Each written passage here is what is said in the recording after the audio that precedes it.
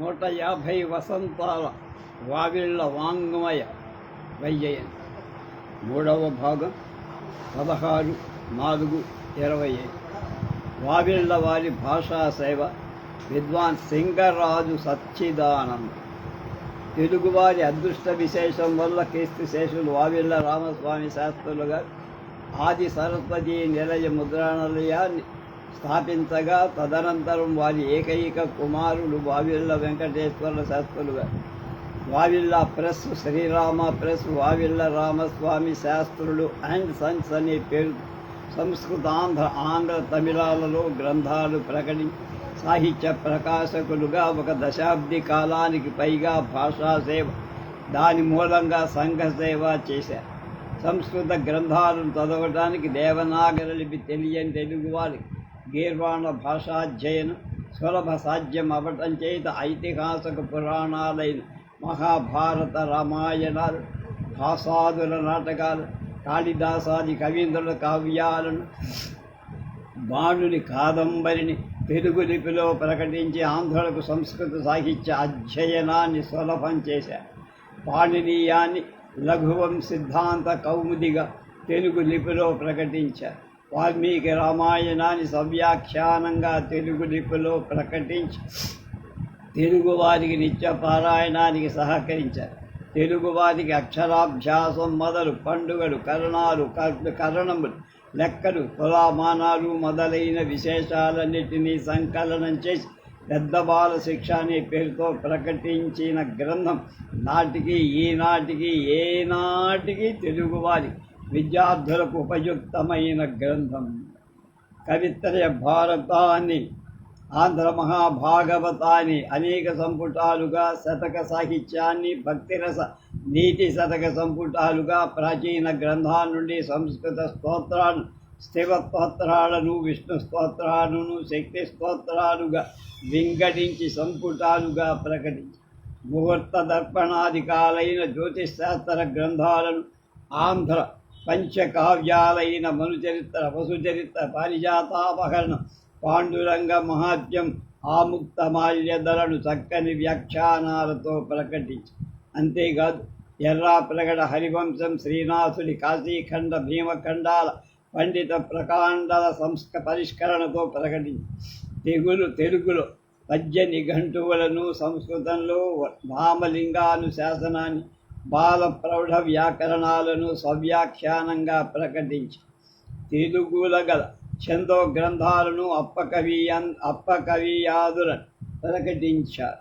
అన్నిటికంటే క్రమసాధ్యమైన వావిళ్ళ నిఘంటువును 4 సంపుటాలుగా ప్రకటించి ఆంగ్లంలో కల శంకరనారాయణ నిఘంటువును తెలుగు అర్థంతో విద్యార్థులకు, అధ్యాపకులకు ఉపయుక్తమైనట్టు ప్రకటి ఒకవైపున సాహిత్య గ్రంథాలను చక్కని పరిష్కరణతో ప్రకటిస్తూ త్రిలింగ అనే తెలుగు వారపత్రిక, ఫెడరేట్ ఇన్ ఇండియా అనే ఆంగ్ల మాసపత్రిక కూడా చక్కగా రామస్వామి శాస్త్రి గారు గతించిన తరువాత ఆయన కుమార్ వెంకటేశ్వర శాస్త్రి గారు సంస్థ నిర్వహణ సవ్యసాచిగా సాగించారు. వెంకటేశ్వర శాస్త్రి గారు రాజకీయ రంగంలో కూడా ప్రవేశించి ఆంధ్రకేసరి టంగుటూరి ప్రకాశం గారికి ఆత్మీయులై మెలగారు. వెంకటేశ్వర శాస్త్రి గారు శోకమాన్య తిలక్ మహాశయులకు అనుయాయం చెప్పేవారు. ఎందరో విద్యార్థులకు చదువుకై తమ ఇంట భోజన వసతితో పాటు బడి, కళాశాలకు జీవితాలను కూడా గుప్తగానంగా వెంకటేశ్వర శాస్త్రి గారు ఇచ్చేవారు. మొదట శ్రీ వెంకటేశ్వర శాస్త్రి గారి 1941 వేసవిలో నేను చూశానంటున్నా రాసిన నాకప్పుడు 14. తిరువత్తియూరు రైలు రోడ్డులోని వారి నివాసంలో మిద్దె మీద అనారోగ్యంతో పడుకున్నారు. అయినా ఆయనకు మేనల్లుడు, మా పెద్ద తల్లి గారికి అల్లుడైన కీస్తే అల్లాడి సుబ్రహ్మణ్యం గారు నన్ను పిలుచుకుపోయి వెంకటేశ్వర శాస్త్రి గారికి పరిచయం చేసి, అది నేను తిరుపతిలో ఓరియంటల్ కళాశాలలో విద్వాన్ ఎంట్రన్స్ పరీక్ష వ్రాసి ఉన్నప్పటి ఆ కోర్సుకు కావలసిన గ్రంథాలను అడిగి ఆ కుర్రవాడి గ్రంథాలను ఉచితంగా ఇయ్యాల్సిందిగా మేనేజర్కు ఉత్తర్వు ఒసగి తిక్కన గారి విరాట పర్వం, తిరుపతి వెంకటగోళ విక్రమాంక దేశ చరిత్ర మొదలైన గ్రంథాలను ఇప్పించి ఇది నేను మరువలేని ఘట్టం. శాస్త్రి గారు మరికొన్నేళ్లు ఆరోగ్యంతో వావిళ్ళ సంస్థను పరిపాలించి ఉంటే తెలుగువారికి మరెన్నో గ్రంథరాజాలు లభ్యమయ్యేవి. మా పెదతల్లి గారి దౌహితుడు అల్లాడి స్వామినాథన్ సోదరుడైన వెంకటేశం రాఘవంచి శ్రీనివాసమూర్తి వావిల్ సంస్థ స్థాపించి 150 సంవత్సరాలు పూర్తయిన సందర్భం గత స్మృతులతో ఒక స్మారికను ప్రకటించటానికి ఉదాహరణగా వావిళ్ళ వారి భాషా సేవను గురించి 4 మాటలు రాయటానికి ప్రేరేపించిన అనేక సన్నివేశాలు నా మనస్సులో నిండుకొని ఉన్నాయి. వాటి యందు ఇది కొంత మాత్రం. సాహిత్య పరిమళం గల ప్రతి వ్యక్తికి వావిళ్ళ సంస్థ పరిచయమైనట్టిదే కనుక ప్రత్యేకంగా వివరించాల్సిన అవసరం లేదు. వావిళ్ళ సంస్థ తిమ్మావజ్జల అనుబంధం. తిమ్మావజ్జల కృష్ణమూర్తి గారు. వావిళ్ళ వారి సంస్థ అమోఘమైన సాహిత్య సేవకు పెట్టింది పేరు.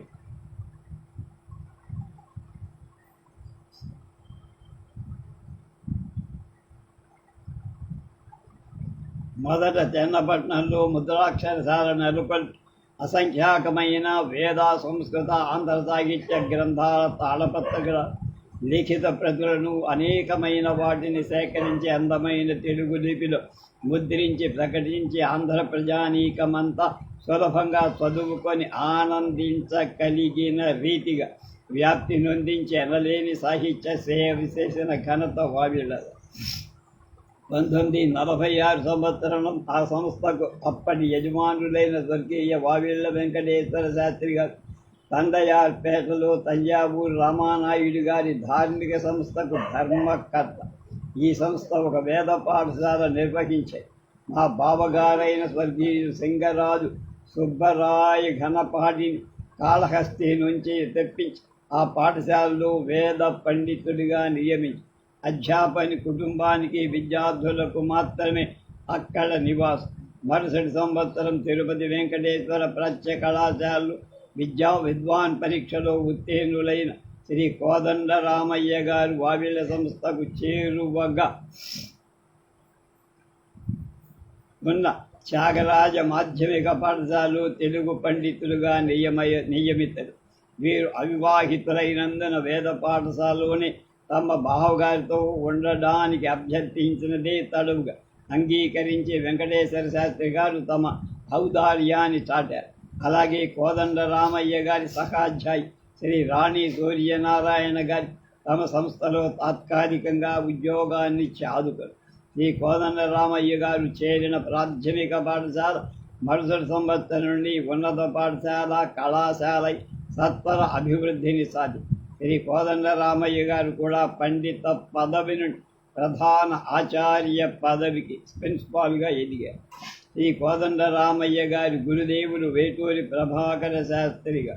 వారు చెన్నపట్నం ప్రభుత్వ ప్రాచ్యలిఖిత పుస్తక భాండాగారంలో తెలుగు పరిశోధక పండితులుగా ఉండినప్పటి నుండి వావిళ్ళ వారితో అనుబంధం ఉంది. వారు తిరుపతి శ్రీ వెంకటేశ్వర ప్రాచ్య పరిశోధక సంస్థలో ఉండినంతకాలం తనకు కావాల్సిన గ్రంథాలను వావిళ్ళ వారి సంస్థ నుండి తెప్పించుకోవడం, ఆంధ్ర సాహిత్యపరమైన వినూతన విశేషాలు చర్చించడం, తన నవ్య పరిశోధన గురించి వివరించడం మొదలైన తన ఛాత్రుడి శ్రీ కోదండరామయ్య గారి ద్వారా జరిగే ఏతావాత కోదండరామయ్య గారికి వావిళ్ళ వారితో పరిచయం ఒక అనుబంధంగా పెరిగి పెనవేసుకున్నారు. కోదండరామయ్య గారి కొన్ని వ్యాసాలు ఆంధ్రపత్రిక, ప్రభ, భారతి పరిశోధన ఇంకా ఇతర సాహిత్య పత్రికలలో ప్రచురింపబడి దీని ఎదిగిన వావిళ్ళ వారు వీరి ప్రతిభను గుర్తించి తగు ప్రోత్సాహాన్నిచ్చారు. అప్పటికిలో వావిళ్ళ వారు తెలుగుగానే సాంస్కృతిక సాహిత్య పత్రిక నడిపేవారు. అందులో ఉద్దండ కవి పండితుల రచన వ్యాసాలు ప్రకటింపబడి అప్పటికే బహుళ ప్రచారంలో ఉన్న ఆంధ్రపత్రిక, ప్రభ, భారతి వగైరా పత్రికలలో కోదండరామయ్య గారి రచనలు ప్రకటింపబడుతున్న అడపాదడపా త్రిలింగ పత్రికలో కొన్ని చోటు చేసు. త్రిలింగలో వారు నన్నెచ్చోడుని కుమార సంభవం ద్వితీయాశ్వాసం టీక 1951 మద్రాసు విశ్వవిద్యాలయం ఇంటర్మీడియట్ విద్యార్థులకు పాఠ్యాంశ. అన్నమాచార్య ఉదాహరణ. స్వీయ రచన ప్రముఖ సంకీర్తనాచార్య అన్నమాచార్యుల గురించి ఉదాహరణ ప్రక్రియలో ప్రస్తుతి. అలాగే కేనోపనిషత్ సుధ సంస్కృతం నుండి తెలుగు పద్యానువాదం త్రిలింగ. అలాగే వికృతి నామ సంవత్సర ఉగాదిని పురస్కరించుకొని పద్యం. కోదండరామయ్య గారు చాకలిపేట స్వగృహంలోని సారస్వత కుటీరాన్ని నిర్వహిస్తూ తమ వ్యాస సంకలనాను గ్రంథాలను ప్రకటించడం గమనించిన వీళ్ళవారు వీరికి కొన్ని గ్రంథాలను పరిష్కరించమని అప్పగించారు. కవి గజాంకుశం, అలాగే అనుభవసారం, అప్పకవీయం, కవి జనాశ్రయం, కవి సంశయ విచ్ఛేదం. నిన్నచేడును కుమార సంభవ ప్రబంధాన్ని మొట్టమొదటి వెలుగులోకి తెచ్చి పరిష్కరించి ప్రకటించిన వారు మానవల్లి రామకృష్ణ కవిగా. అందులో ప్రక్షిప్తాలు చాలా ఉన్నాయని పండిత వర్గంలో పెద్ద దుమారం చెలలి. వావిళ్ళవారు తన వద్ద ప్రత్యేక మూల ప్రతి ఉందని తన వద్ద దాన్ని శ్రీపతి శాస్త్రి గారిచే ఆమూలాగ్రం పరిష్కరింపచేసి కొత్త ముద్రణతో వెలువరించారు. తొలి ముద్రణలు ఈ రెండవ ముద్రణ గురించి భారతీయ జులై విరోధి ఆషాఢ సంచికలో ప్రకటించి పండిత లోకల్లో ఉండిన అపోహ తొలగించారు. కోదండరామయ్య గారు ఉద్యోగరీత్యా చెన్నపట్నం నుండి తిరుపతికి తరలి రావటం, వావిళ్ళ వెంకటేశ్వర శాస్త్రి గారు దివంగతులవటం ఈ సంస్థ మూతబడి కోర్టు వ్యవహారాల్లో కూలికిపోయి కోదండరామయ్య గారు కూడా అకాల మరణం చెందటం వల్ల ఈ అనుబంధం అంతటితో ముగిసింది. అప్పుడే ఇదే సంస్థ పునరుద్ధరింపబడి గ్రంథ ప్రచురణలు చేపట్టడం అత్యంత ముదావహం. ప్రాచీన సాహిత్యం మరుగున పడిపోకుండా ఆ సాహిత్యంలో ప్రజలకు నచ్చినవి కొన్ని ఏరుకొని అందుబాటులో నవ్య సాహిత్యాన్ని కూడా సముచిత స్థానాన్ని కల్పించి ప్రచురణ చేయబడితే ఆ సంస్థ పూర్వ వైభవాన్ని తిరిగి పొందటమే కాక ఇబ్బడి ముబ్బడిగా వర్ధిల్లగలరు. ఈ తరం వారు తరువాతి తరాల వారు ఈ మహత్ కార్యాన్ని దృఢ సంకల్పంతో దీక్షా దక్షతలతో నిర్వహించగలిగితే విదేశీ ప్రచురణ సంస్థలను మించిపోగలరు. నిర్వాహకులకు సర్వేశ్వరుడు ఆ మేరకు ప్రోత్సహించి అనుగ్రహించుగాక అని మనసారా ప్రార్థన. వావిళ్ళ ఒక విద్యా ప్రచారోద్యమం. డాక్టర్ కోవెల సంపత్ కుమారాచార్య సుప్రసన్నాచార్య గారికి సోదరుడవుతారు. నా చదువు ఖచ్చితంగా చెప్పాలంటే వావిళ్ళతో మొదలు.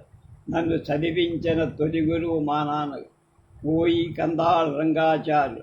ఆయన తరంలో గొప్ప విద్వాంసు, ఉపన్యాసకేశ, సుబోధక సుధీమణి, ఉత్తమ పౌరాణిక కాలక్షేప పరుడు. ఆయనది పుస్తక స్థాచయ విద్యా కాదు. నిజానికి ఆ తరాల వారి విద్య మహాపండితుల విద్య. ఇంచుమించు 90 వంతులు ముఖస్థా విద్య. ముఖే స్థితా సరస్వతి. నా ప్రాథమిక విద్య ఇంచుమించు మౌఖికంగానే సాగి, కానీ ఆ పైన అలా సాగించడం నా వల్ల కాదని ఆయన సరిగానే గుర్తించి పంచకావ్య పాఠన విధానాన్ని మొదలు పెడుతూ రఘువంశం పుస్తకం తెచ్చిచ్చారు. పుస్తకం చేతిలో తీసుకొని చూసి ఎంతో మురిసిపోయాయి. అందంగా ఉంది, హాయిగా చదువుకునేట్టుగా ఉంది. మల్లినాథ సూరి వ్యాఖ్యానంతో ఉంది. శ్లోకాలు కొంచెం పెద్దక్షరాలు, వ్యాఖ్యానం కొన్ని చిన్నక్షరాలు. ఇది వావిళ్ళ వారి ప్రచురణ. బహుశా ఆనాళ్లకు అది అందమైన నీతైన ప్రచురణీకరణ తీరుక, అందుకే అంతగా మురిసిపోయికుంటారు. కాగా నా పంచకావ్యాధ్యయన ప్రారంభం వావిళ్ళ వారితో సాగి. బహుశా ఇది నా ఒక్కని విషయం కాదు. నాకన్నా ముందు ఆనాడు నా తరువాత ఈ అసంఖ్యాకైల విద్యార్థులకు చెంది, పండితులకు చెంది. అయినా ఎవరి అనుభూతి వారి. నాటికి నేటికి వావిళ్ళ గ్రంథం ముట్టుకుంటే చాలు వారి అనుభవ మాధుర్యం పునరావృతమవుతూనే ఉంటుంది. ఇది కేవలం నా ఒక్కడి విషయమే కాకపోవచ్చు. మనుషులందరూ ఒకటే కావచ్చైనా పరస్పర భిన్నులు అనుభూతి విషయంలో కూడా అంతే. ఇన్నాళ్ళ తరువాత వావిళ్ళ ఇది ఎవరో ఒకరి చేత లేదా ఒకరిద్దరు కుటుంబాల అంటి పేరు అయితే అయి ఉండవచ్చు. కానీ ఆ మాట అంతకన్నా ఎన్నెన్నో రెట్లు ఎక్కువ గొప్పదైంది.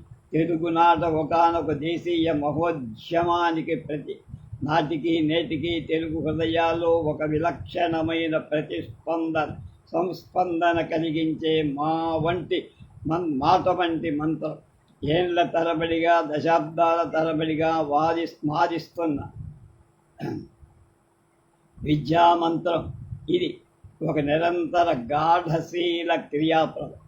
అది సరస్వతి నిలయ ముద్రాక్షరశాల నుంచి ఒకవైపు శ్రీమద్ రామాయణం, మరోవైపు లీలా గణితం ప్రచురణతో రామస్వామి శాస్త్రులు గారు 1854లో ఏ శుభముహూర్తాన్ని ఈ గ్రంథ ప్రచురణ ఉద్యమాన్ని ప్రారంభించారో కానీ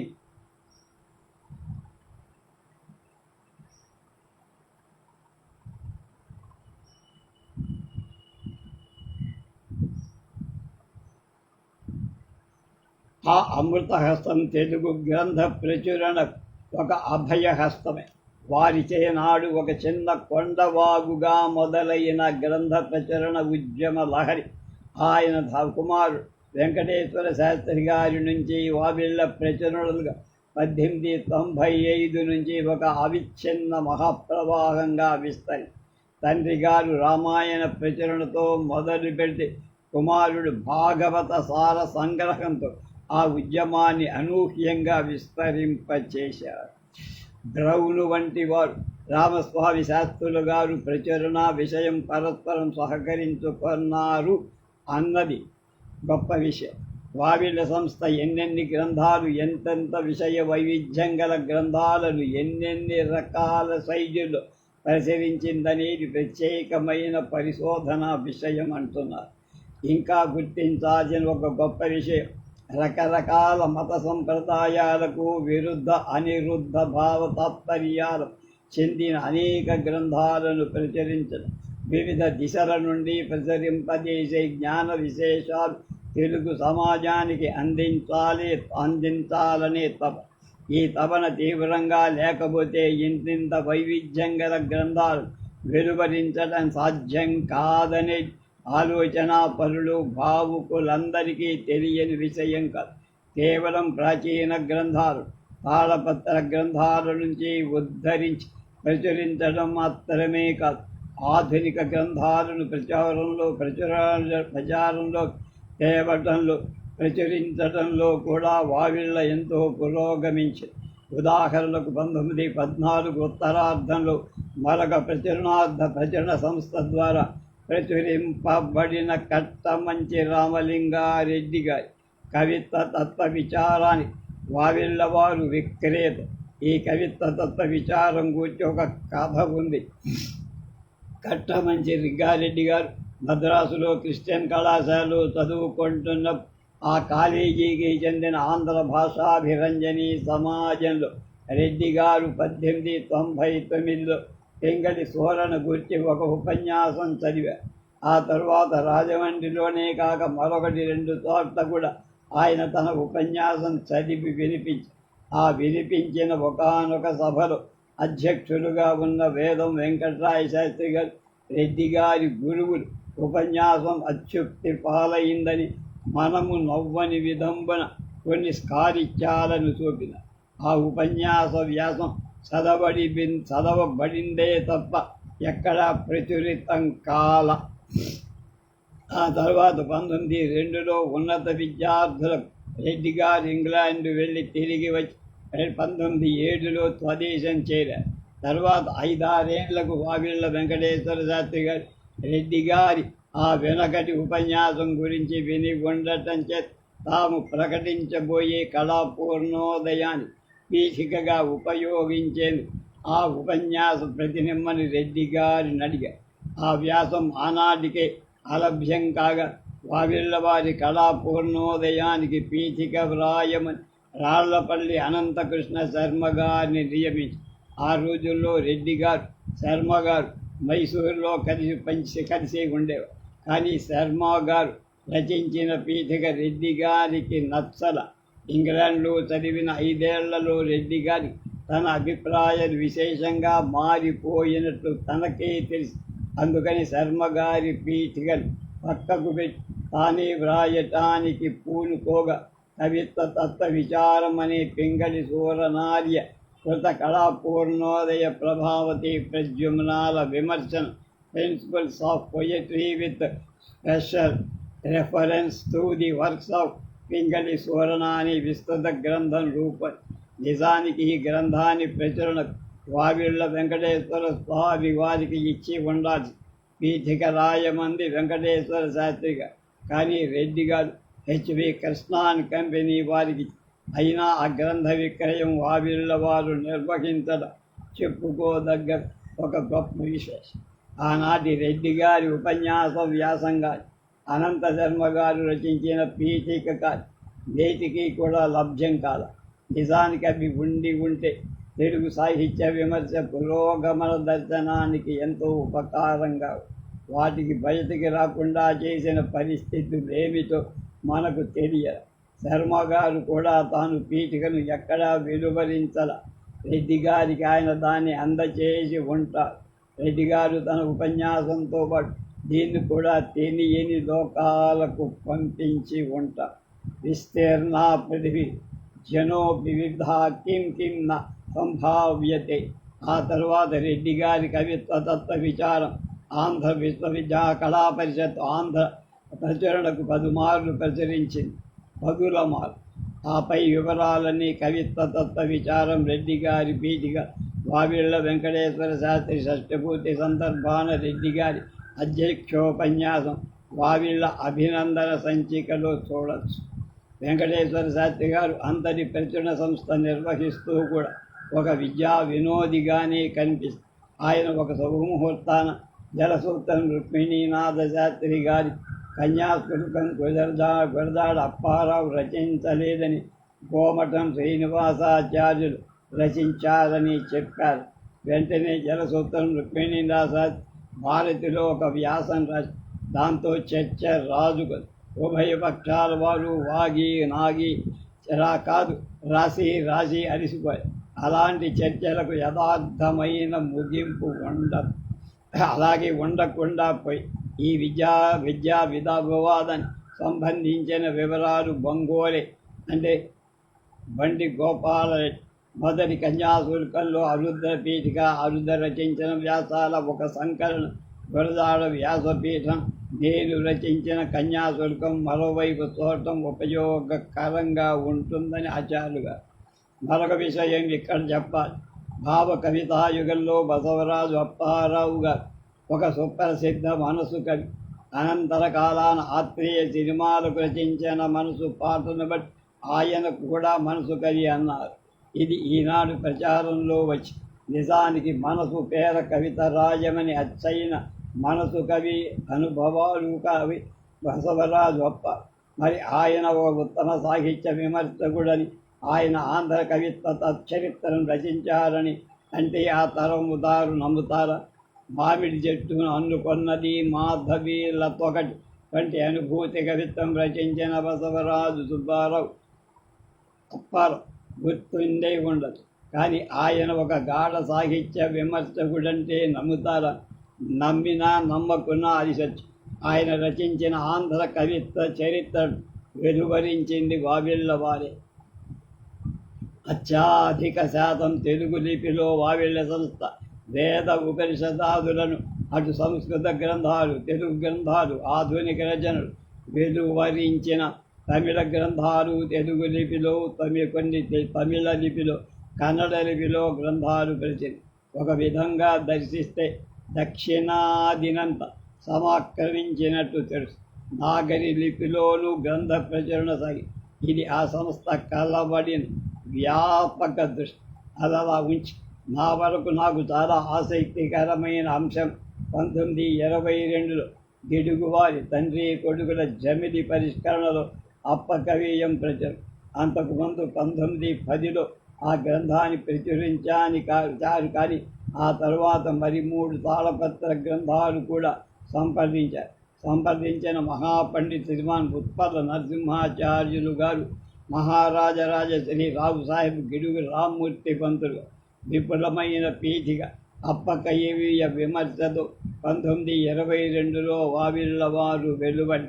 ఈ విమర్శనం గిడుగు రామ్మూర్తిచే రాయబడి అవి ముఖపత్రం మీద ఉంది అని అయితే ఆ విమర్శనానికి ఉపోద్ఘాతం రచిస్తూ గిడుగు సీతాపతి గారు ఆయన కుమారుడు అందులో వ్రాతవ్రతులు సంగ్రహించడంలో, పాఠాలను సంప్రదించడంలో, విషయ విచారణలో మా తండ్రి గారు రావు సాహెబ్ గిడుగు వెంకటరామూర్తి పంతులు గారు నాకు సహాయకులుగా ఉన్నందున ఈ పీఠిక నేను వ్రాసిన మేము అని బహుమతులను వాడి అన్నారు అని పాత పీఠిక రాసి, అదేమైనా ఈ గొప్ప విమర్శనం ఆ కృషి ఫలం అదలా ఉంచి రామస్వామి శాస్త్రులు గారు, వెంకటేశ్వర్లు గారు అనేక తాళపత్ర లిఖిత గ్రంథాలు కూడా స్వయంగా ఇతరుల ద్వారా సేకరించి అవి వారి ప్రచురణకు వీలైనంత నిర్దుష్టం కావటానికి ఉపయోగి కాగా చిన్న పుస్తకం అంతటి 78 పూజల విమర్శన పీఠిగా చేసి వావిళ్ళ వారు తెలుగు శాస్త్ర ప్రక్రియాసక్తులకు అందించారు. ఈ విమర్శనం ద్వారా మనకానాటి గ్రంథ పరిశీలన పరిష్కరణ విధానాన్ని గురించి ఎన్నో విషయాలు తెలుస్తాయి. దాంతో ఈ చక్కని అప్పకవీయం లభించింది. అప్పకవీయానికి కూడా ప్రామాణిక గ్రంథమైన అనంతుని ఛందో దర్పణాన్ని కూడా గిడుగు వెంకట సీతాపతి గారి విపుల పీఠికలో వివరించింది వావిల సంస్థ. ఈ రెండు తెలుగు ఛందోలోకాన్ని సూర్య చంద్రుడు ఇలా ప్రాచీన ఛందో గ్రంథాలు వ్యాకరణ గ్రంథాలనే కాక చిన్నసూరి బాల వ్యాకరణం అన్న గొప్ప తెలుగు వ్యాకరణాన్ని ముందరి వెనకటి వ్యాకరణ గ్రంథాలను వెలువరించారు. వాటి ప్రధానమైంది పుదూరి సీతారామ శాస్త్రి గారు తెలుగులో ఆబాల గోపాలం అభ్యసించు ప్రఖ్యాత బాలశిక్ష గ్రంథకర్తలు చెన్నపురంలో ఉన్న హిందూ విద్యాసభలో సంస్కృత భాషా పండితులుగా ఉన్న వారి రచించిన ప్రశ్నోత్తరాంధ్ర వ్యాకరణం. ఈ ప్రశ్నోత్తరాంధ్ర వ్యాకరణం నందయ భట్టీయం మొదలైన ప్రాచీనాంధ్ర వ్యాకరణాల కొత్త పద్ధతిలో పోర్చబడి ఇది రచించేదాకా తెలుగు భాషకు వచన రూపమైన వ్యాకరణం లేదు. ప్రాచీన వ్యాకరణాలు సంస్కృతాంధ్ర భాషలలో పద్య రూపంగానే ఉండాలి. సుప్రసిద్ధమై ఇవాళ 1951 బహుళ ప్రచారంలో ఉన్న బాల వ్యాకరణం కంటే ఇది ప్రాచీనం. దీనికి ఆధారం కూడా ఇదే అని లక్షణ ఉదాహరణాన్ని బట్టి స్పష్టం.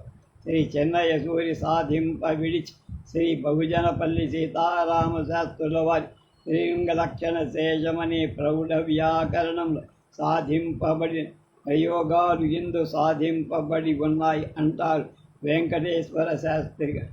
ప్రచురణకు శాస్త్రి గారి ప్రకాశకుల విజ్ఞప్తి. శాస్త్రి గారు చెప్పిన ఈ అంశాలు ఒక PhDకి సరిపడిన పరిశోధనాంశం. ఉత్సాహం తగ్గిపోని శాస్త్రి విద్యార్థులకు ఈ విషయాన్ని గురించి పరిశోధిస్తే ఎంతో ఉపయోగకరంగా. మన దేశంలో దేశ స్వాతంత్రం కన్నా ముందరి నుంచే జాతీయోద్యమం మొదటిది రాజకీయోద్యమం కాగా నిజానికి మొదటిదైన ఈ రెండవది సామాజిక ఉద్యమం. దేశాన్ని నిజమైన స్వాతంత్ర్యానికి సన్నద్ధం చేయడం జాతీయోద్యమం యొక్క మౌలికమైన ఉద్దేశం. ఈ సంస్కరణ రూపంగా అన్ని రంగాల్లోకి వ్యాపించి ఉద్యమాన్ని బహుముఖీనం చేసి వాటిలో గ్రంథ ప్రచురణ ఉద్యమం ఒకటి మాత్రమే కాదు, ఉద్యమాన్ని బహుముఖీనం చేసింది. ప్రధానమైంది కూడా. ఏ సంస్కరణైనా విద్యావ్యాప్తి కాకుండా, అంటే జనం విద్యావంతం కాకుండా సఫలం కాదు. జనం విద్యావంతం కావటానికి అవసరమైన అనేకానేక రకాల గ్రంథాలు వివిధ రంగాలకు చెందిన జనానికి నిర్దుష్టంగా ఆకర్షణీయంగా అందుబాటులోకి రావటం అవసరం. ఈ అవసరాన్ని తీర్చడం ఒక నిష్ఠాపూర్వకమైన ఉద్యమంగా 150 ఏళ్ళు నిరంతరంగా ఇంకా నిర్వహించే ఉత్సాహాన్ని వావిళ్ళ కోల్పోల. మారుతున్న పరిస్థితులకు అనుగుణంగా ఉద్యమాన్ని ఇంతటి సుదీర్ఘకాలం నిర్వహించిన వావిళ్ళ సంస్థకు విద్యాలోకము రుణపడి ఉంటుంది. అందులో అతిశయోక్తి. ఒక సందర్భంగా వేదం శాస్త్రి వెంకటరాయ శాస్త్రి గారు భాషా సేవయే నిజమైన దేశ సేవ అని ప్రకటన. ఈ ప్రకటనకు భౌసిగిపోని ఉదాహరణ వావిళ్ళతో పాటు పలు ప్రచురణలు సంస్థలు కూడా ఈ దేశ సేవలో పాల్గొన్న కానీ బహుశः ఇంత సుదీర్ఘకాలం సాగించిన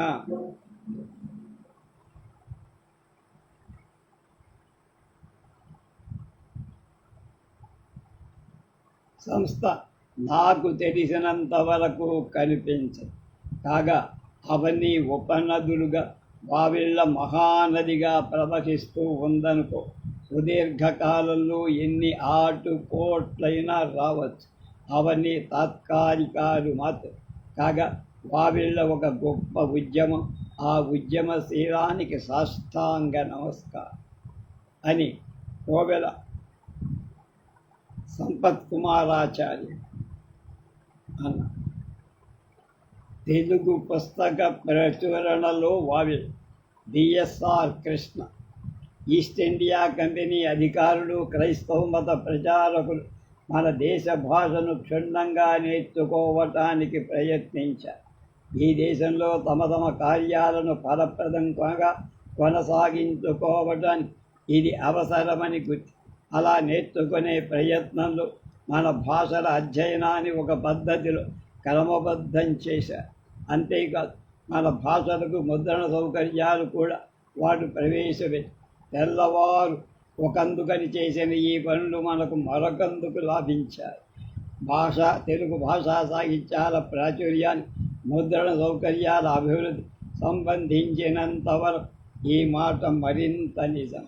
మానవుడు ముద్రణ కళను ఆవిష్కరించుకున్న తరువాతనే ప్రపంచ నాగరికత బహుదా వృద్ధి చెంది 16వ శతాబ్ది మధ్యకాలం మొదటి ముద్రణాల యంత్రాన్ని కనిపెట్టి 19వ శతాబ్ది మధ్యకాలం నాటి ఈ కళ బాగా వృద్ధి చెంది.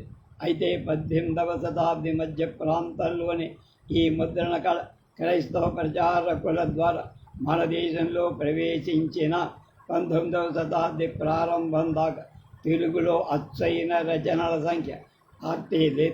ఈ అచ్చు అయినవి కూడా బైబిల్ తాలూకు ప్రచురణలు మాత్రమే. క్రైస్తవ మత ప్రచారకు తమ ప్రచార కృషికి ఉపయోగిస్తుకుంటున్న ఈ కళను ఈస్ట్ ఇండియా కంపెనీ అధికారులు మన దేశంపై తమ పెత్తనాన్ని స్థిరపరుచుకోవటానికి వినియోగించుకునే ప్రయత్నం చేశారు. అలా వారు సంకల్పించిన తరువాతనే అప్పటి వరకు తాళపత్రాలు, చేతి వ్రాత ప్రతులుగా మాత్రమే ఉండిపోయిన సంస్కృత, ఆంధ్ర తదితర భారతీయ భాషా సాహిత్యాలు అచ్చులో వెలుగు చూసే అవకాశం లభించింది.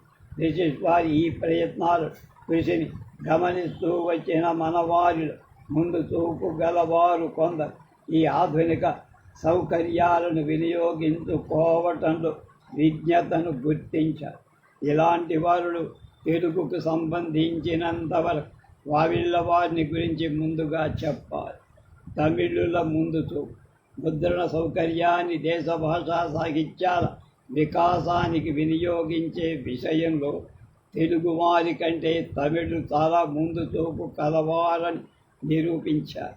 తెలుగు కంటే 100 ఏళ్లకు ముందే తమిళంలో పుస్తక ముద్రణ ప్రారంభమే. అంతేకాదు తెలుగులో గ్రంథ ప్రచురణకు మొదట పూనుకున్న వాళ్ళు కూడా తమిళులే. మైసూరులో ధర్మాధికారి చక్రవర్తి అయ్యంగార్ అని ఆయన తెలుగు లిపిలో వివిధ సంస్కృత గ్రంథాలు ప్రచురణ చేశారు. ఆయన ఎవరో కాదు, చక్రవర్తి రాజగోపాలాచారి గారి తండ్రి ఆయన. అలాగే దాదాపు అదే కాలంలో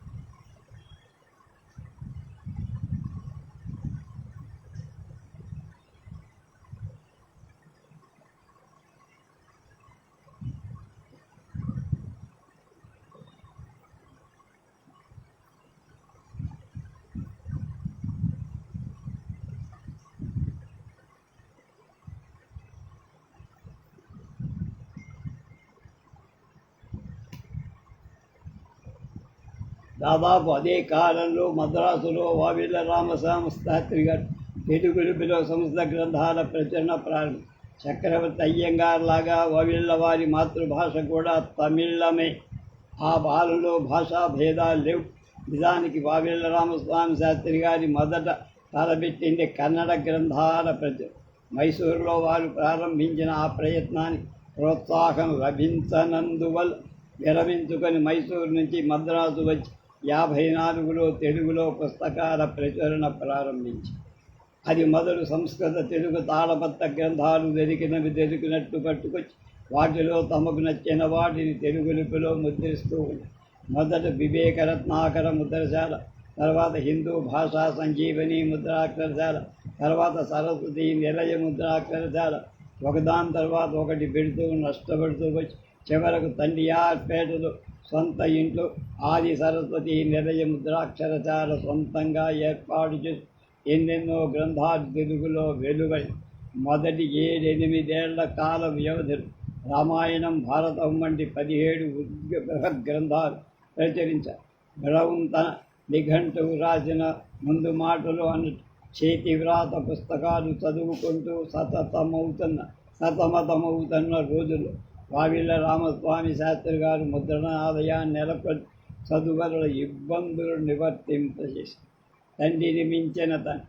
అలా తెలుగు పుస్తక ముద్రణలో మార్గదర్శకులైన రామస్వామి శాస్త్రి గారు 1891లో తన 79వ ఏట మరణించే నాడు వారికి ఒకే ఒక కొడుకు 6 ఏళ్ల వెంకటేశ్వర శాస్త్రి. తండ్రి మరణించే నాటి వెంకటేశ్వర స్వామి శాస్త్రి మరీ పసిగను అయినందువల్ల ఆయన పెరిగి పెద్దవాడే చదువు సంధ్యను నేర్చే వరకు వావిళ్ళ వారి ప్రచురణ వ్యాసం అంతంత మాత్రంగా ఉంది. అయితే ఆయన పచ్చయ్యప్ప కళాశాలలో చదువుకుంటూనే ప్రచురణ సంస్థ కార్యకలాపాలు చూస్తూ ఉండేవారు. పెత్తనం తన చేతికి రాగానే ఆయన తన ముద్రణాలయం పేరు వావిళ్ళ ప్రెస్ అని, ప్రచురణ సంస్థ వావిళ్ళ రామస్వామి శాస్త్రుడు అని సంస్థని మార్చేది. తదాదిగా వావిళ్ళ వారి సంస్థ దినదిన ప్రవర్ధమానమవుతుంది. ఒక్క తెలుగులోనే కాదు, సంస్కృతం, ఇంగ్లీష్, తమిళ భాషల్లో సైతం అనేక గ్రంథాలు వెలువరించారు. మొత్తం మీద ఈ సంస్థ పతాకం కింద వెలువడిన గ్రంథాలు 1000కి పైన. వావిళ్ళ వారి వాంగ్మయ సేవ ముమ్మరంగా సాగుతున్న కాలంలో దేశంలో జాతీయోద్యమం బాగా ముమ్మరంగా సాగి వెంకటేశ్వర శాస్త్రి గారు వ్యాపార దక్షులు మాత్రమే కాదు, జాతీయవాది కూడా.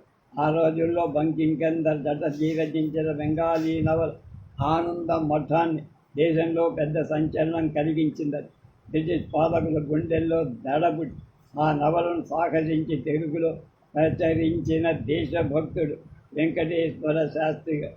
అంతేనా, దాదాపు 40 మంది జాతీయ నాయకుల సంక్షిప్త చరిత్రలు తెలుగులో ప్రచురించి స్వాతంత్ర ఉద్యమానికి ఎంతో దోహదం చేశారు వెంకటేశ్వర శాస్త్రి. తమిళనాట గొప్ప దేశభక్తుల్లో వి.ఓ. చిదంబరం పిళ్ళే ఒకడు. మొన్ననే ఆయన పేరిట తమిళనాడు ప్రభుత్వం ఒక కొత్త జిల్లా ఏర్పాటు చేసింది.